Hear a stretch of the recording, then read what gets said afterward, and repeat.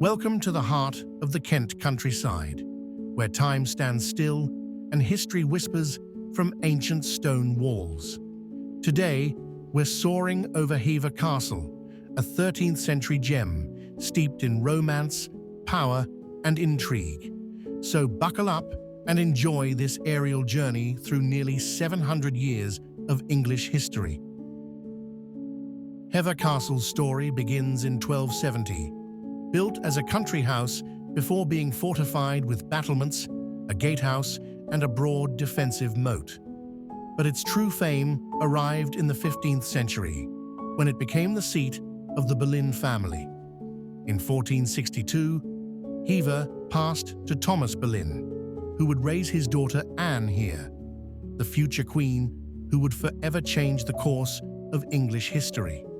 It was within these walls that Anne Boleyn grew up, preparing for a life at court.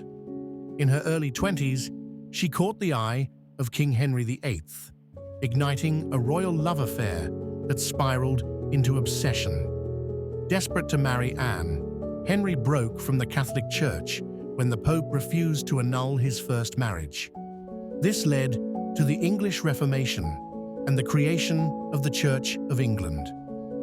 In 1533, Anne was crowned queen, but her time in power was short-lived. In just 3 years, she was arrested, tried, and executed on charges widely believed to be false, a tragic end to a woman who had once held a king in her hand. Following Anne's death, Hever Castle was given to Anne of Cleves, Henry's fourth wife, as part of their amicable annulment. She lived here comfortably and peacefully for several years.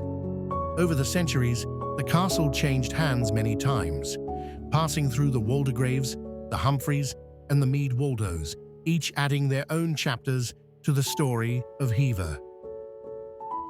But Hever is more than just stone walls and royal stories. Its gardens are a masterpiece in their own right. In the early 1900s, the castle was bought and restored by William Waldorf Astor, one of the richest men in America. He poured his fortune into reviving the estate, creating the magnificent Italian garden, stretching over 4 acres and showcasing classical statues, fountains, and hundreds of rose varieties. From above, you can see the stunning symmetry and design, reflecting pools, tree-lined walkways, and even a yew maze, perfect for losing yourself in history. And don't miss the 110-acre lake, dug by hand over 2 years, a peaceful mirror to the skies above. Today, Hever Castle is open to visitors from around the world.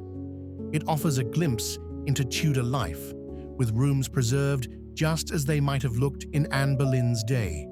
Rich tapestries, paneled chambers, and the very bed she may have slept in. Events, jousting tournaments, and historical reenactments bring the past to life, all while the castle remains a tranquil escape from the modern world. It's a place where you don't just see history, you feel it. Thanks for joining me on this flight through time over Hever Castle, a place of beauty, power, and untold stories.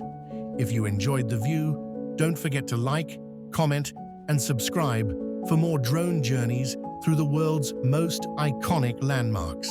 Until next time, keep exploring from above.